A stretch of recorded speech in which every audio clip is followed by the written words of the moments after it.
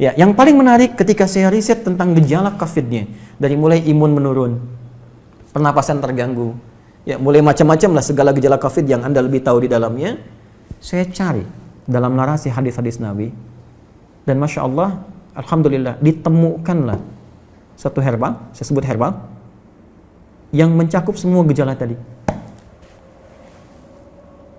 Dan itu, dunia internasional pun belum masuk ke situ. Belum ada kesadaran itu gitu. Ya, saya cek kemudian di Indonesia nggak ditemukan materinya. Ini hanya ada di 2 tempat di dunia.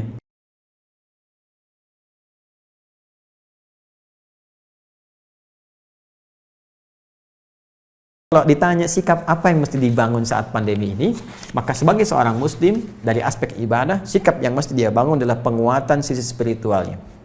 Ya, nanti di sini saya turunkan ada beberapa ayat di bagian ini yang memberi petunjuk langsung kepada kita. Jadi kalau nanti ada yang terkena COVID-nya misalnya, itu nanti mohon izin Prof, ada langsung zikirnya dibimbing oleh Al-Quran. Ya, bisa zikir yang standar Quran surah ke-26 ayat 80, zikirnya Nabi Ibrahim tuh. Wa idza maridtu fahuwa yashfin. Harus optimis. Kalau saya sakit pasti disembuhkan. Itu indah sekali di Quran itu. Jadi kalau Anda sakit pun mesti optimis sembuh. Ya, justru yang diajarkan tuh sikap optimisme. Saya selalu klaim ke teman-teman media tuh, Anda tuh gimana sih? 90% lebih sekarang berita tuh jelek semua. Kenapa nggak ditampilkan yang baik-baiknya? Ini sembuh begini, ini kekuatan begini. Itu kan motivasi gitu. Sekarang kita lihat setiap berita tuh A sampai B. Saya dari bangun tidur itu, ya setelah sholat, ngaji, macam-macam, saya jejerkan berita luar dengan dalam negeri. Itu beritanya 90% ke atas, jelek semua. Ini membuat manusia itu nggak semangat gitu. Ini mungkin frame yang kita mesti bangun. Mohon izin saya selesaikan sebentar. Nanti ada zikir yang standar, ada zikir Nabi Ayub. Ya, kalau orang sudah mulai vonis dokternya ini sulit, ventilator sudah dipasang, sesak macam-macam, ini luar biasa ini ya. Nanti ada zikir Nabi Ayub di Quran surah ke-21 misalnya, ayat 83 sampai dengan 84, yang divonis oleh orang nggak mungkin sembuh, ternyata sembuh. Sekali lagi, optimisme yang dibangun, inna ma'al usri yusra, ini pasti selesai, bahasa psikologinya, la yukallifullahu nafsan illa wus'aha, nggak mungkin saya diuji kecuali saya mampu mengatasi itu semua. Itu kalimat-kalimat positif dalam psikologi yang bisa membuat imun kita semakin naik. Nah sekarang saya cepat karena waktu saya berakhir, bagaimana ikhtiar secara muawalahnya. Ya, tadi saya sudah singgung, ini barangkali mesti dikoordinasikan, dan alhamdulillah di pemerintah sudah membuat gugus tugas kan, gugus tugas COVID, ada penanganan secara sosial, sudah ada social distancing, physical distancing, sampai masuk juga ke ranah-ranah ibadah yang mau ke masjid ya, itu sudah ada fatwanya tersendiri. Itu nanti penerapannya itu yang harus disosialisasikan ke masyarakat, karena setiap tempat bisa beda kebijakan ya, nggak semua dipukul rata gitu. Ini kan menarik juga, satu wilayah yang sangat dalam nggak ada COVID harus social distancing di masjid, kan agak aneh juga gitu ya. Nanti itu ada detail tertentu di situ. Saya ingin masuk kepada langkah yang sangat menarik. Prof ini juga herbal, mungkin teman-teman yang lain di kesehatan juga. Tapi saya nggak bisa buka ini ya, spesies genusnya saya ingin buka dulu sebentar. Nah, tapi saya challenge, ya Bu Rektor, saya challenge ya nanti tim terbaik dari Unhas, kalau mau silahkan ke Bekasi, saya tunjukkan, karena saya sudah uji ini 6 bulan dan alhamdulillah 100% manfaatnya. Saya sudah zoom dengan 9 direktur rumah sakit, dengan pakar-pakar juga, dan kita support juga kepada bahkan beberapa kolega yang terkena COVID juga. Saya tidak katakan obat ya, karena obat harus ada uji klinis. Saya katakan herbal nabawi, itu kan ini apa namanya, prophetic healing ya. Jadi pendekatan dari tibbun nabawi, ada sesuatu yang sangat menarik. Nah, saya riset, sekali lagi riset gejala-gejala yang terkait dengan COVID. Dari hasil tadi, dari yang mohon maaf teman-teman sekalian, ada yang dari Tiongkok tadi, dari beberapa negara yang disampaikan datanya oleh 4 ya, filenya datang ke saya, dan ini hasil riset bukan sembarangan. Dari sini kita petakan kebutuhannya apa. Saya mau share begini ya, sebelum saya sampai ke herbal dulu. Ini Tiongkok. Ya, saya printkan beberapa halaman, ini ada 140 halaman lebih model Tiongkok ini. Tahukah teman-teman, saat terjadi COVID ini, mereka sudah mempraktekkan apa yang didorongkan bahkan oleh Nabi jauh-jauh hari sebelumnya. Tapi bukan dalam konteks yang pertama ibadah tadi. Dalam konteks kehidupan muamalah dengan seluruh aspeknya, baik sosial, ekonomi, dan sebagainya. Saat terjadi ini, itu saya baca di laporan ini, pemerintah Tiongkok sudah mengumpulkan seluruh ahli medis dan herbal untuk berkumpul mengatasi, dulu masih epidemi di Wuhan. Mereka kumpulkan semua alternatif. Dan yang paling dahsyat, rahmat yang diisyaratkan Nabi, yang bisa berlaku di konteks muamalah, bisa masuk ke ekonomi, bisa masuk ke ranah sosial, itu mereka praktekkan. Mereka riset, apa yang dibutuhkan untuk mengatasi wabah ini? Apa saja yang dibutuhkan? Lalu mereka minta ke dunia-dunia luar, dan dunia luar, ya, luar biasa dengan itikat baiknya. Ada yang nyumbang APD, nyumbang macam-macam. Mereka sudah petakan, oh ini kebutuhannya. Dan sudah dilihat, ini satu hal yang dirasakan akan banyak menyebar. Karena dalam skala global, termasuk khususnya dalam politik global, ini kan isunya luas dengan 3 tipe itu, kan? Ada yang versi Amerika, versi Israel, ada yang versi Cina-nya, kan? Artinya ini kan sudah menyebar dan mereka sudah lihat. Artinya apa? Potensi dari segi muamalahnya, karena ini kan sisi agamanya kosong gitu kan, dalam tanda petik minim lah. Dia tarik sisi ekonominya saja. Bahkan dari tim mereka punya tim khusus yang dalam bidang ekonomi untuk memetakan ada ribuan list yang mungkin bisa dimanfaatkan dengan situasi pandemi ini. Ini bikin APD, ini bikin kits, bikin ini, bikin itu, bikin sampai puncaknya vaksin. Dan mereka sudah prediksi. Akhirnya dari luar ditarik nyumbang ke sana, ketika di luar merasakan sudah mulai terkena dan kesulitan untuk itu, mereka ekspor. Saya beri contoh gini ya. Kami punya kelas riset. Kelas riset ini basicnya Al-Quran dan Hadis. Ada 5 kelas utama. Di antara 5 kelas itu nanti ada kelas pengusaha, ya, ada kelas dunia kesehatan. Kami tergabung dengan 400 dokter, ya, ada nakes, ya, dan macam-macam. Itu belajar semua kurikulum dari Al-Quran dan Hadis sesuai spesialisasinya. Jadi kalau dokter mata, apa kurikulum mata di Al-Quran? Kita turunkan dalam pembelajaran. Ya, dokter gigi, dokter ini macam-macam termasuk kaitan dengan apa yang kita kaji. Saya riset dengan teman-teman yang di dunia usaha. Ini akan ada kebutuhan APD, masker dan sebagainya. Sampai kami buat standar yang nanti akan ditetapkan oleh pemerintah. Ini standar APD. APD yang tersebar di Indonesia itu pionir pertama yang riset di antara kami. Ya, ini yang versi pemerintah untuk distandarkan. Ya, face shield. Kita buat face shield, masker. Tahu nggak teman-teman, Prof? Kita buat face shield untuk bantu masyarakat awal-awal. Bahkan kita gratiskan.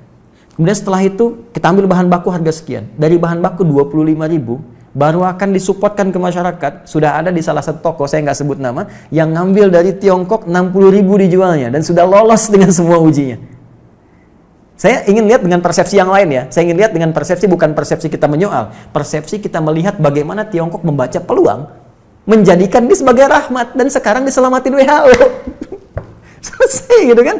Mereka bebas tapi mereka bisa meningkatkan sisi ekonominya. Kenapa kita nggak riset itu semua? Peluang apa yang bisa kerjakan kita sekarang?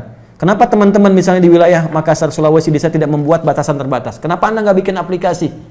Ya, meningkatkan ketahanan pangan. Riset, siapa yang jualan padinya, siapa yang jualan kentangnya, jualan sagunya, macam-macam. Aplikasi wilayah Makassar saja. Unhas jadi pionirnya. Yang butuh pangan ke sini, butuh ini ke sini. Mereka tinggal klik. Lokal hidup, nggak terganggu. Baru kita ngambil dari luar. Itu sisi ini. Ya, yang paling menarik ketika saya riset tentang gejala COVID-nya, dari mulai imun menurun, pernapasan terganggu, ya mulai macam-macam lah segala gejala COVID yang Anda lebih tahu di dalamnya, saya cari dalam narasi hadis-hadis Nabi, dan Masya Allah, Alhamdulillah, ditemukanlah satu herbal, saya sebut herbal, yang mencakup semua gejala tadi. Dan itu, dunia internasional pun belum masuk ke situ. Belum ada kesadaran itu gitu. Ya, saya cek kemudian di Indonesia nggak ditemukan materinya. Ini hanya ada di 2 tempat di dunia. Dan zaman Nabi sudah dipraktikkan. Ada gejala-gejala yang serupa pernah ditangani Nabi dengan pendekatan yang bisa diminum, bisa dimasukkan, teteskan ke hidung, bisa diasap gitu. Ya, itu ternyata saya cek sudah masuk jurnal, Prof sekalian. Ini materinya udah ada di jurnal. Ya, jurnal-jurnal ilmiah internasional. Ini saya ada beberapa jurnal nih yang sudah ada, ya. Tapi saya mohon maaf saya belum bisa zoom ya nanti. Maksud saya nanti saya bikin statement di akhir. Ini sudah ada zoom internasionalnya. Ini sudah tahu ternyata khasiat-khasiat ini herbal ini, tapi belum ada kesadaran bahwa ini bisa mengatasi persoalan yang tengah kita hadapi saat ini di pandemi COVID. Ya, saya keluarkan itu, saya lacak hadisnya dari sejak 18 Maret saya usahakan, saya dapatkan dari sahabat kami karena ini hanya dapatkan di 2 tempat di dunia, ya. Di Himalaya dengan di Saudi bagian timur. Ini ada. Saya minta kemudian dan itu alhamdulillah ada. Saya cobakan, ya, kita treatment beberapa teman-teman yang isolasi mandiri ya, karena di rumah sakit kan tidak mungkin karena protokol kesehatan. Tapi menariknya kalau ada izin dari keluarga untuk kepentingan pribadi, boleh jadi pendamping suplemen. Kami 6 bulan coba ujikan itu, sampai dengan sekarang rekornya 100%. Hanya 3 hari paling lama. Ya, yang terkait dengan COVID ini saya tidak mengatakan obat ya. Kalau enggak besok nanti saya diundang. jadi saya katakan ini ada pendampingan prophetic healing. Kemudian saya sempat share juga Zoom dengan beberapa 9 direktur rumah sakit, kita berikan bantuan juga itu dengan skala yang sangat terbatas. Dan menariknya, saya coba pesan itu 1 kali lewat online, ya ingin tahu gitu kan, ada dilacak, ini sudah jadi produk internasional, tapi dengan arah pengobatan tertentu, bukan ke COVID, ya bukan gejala-gejala ini, dan belum tahu kalau ternyata itu bisa untuk gejala yang dimaksudkan. Jadi kalau kita pesan pun ada, cuma kualitasnya belum tentu sama karena ada 15 spesiesnya, 15 spesies. Nah saya coba pesan, ya saya minta staff saya pesan, coba saya pengen tahu nyampe nggak ke kita barangnya. Tahukah Anda apa yang terjadi?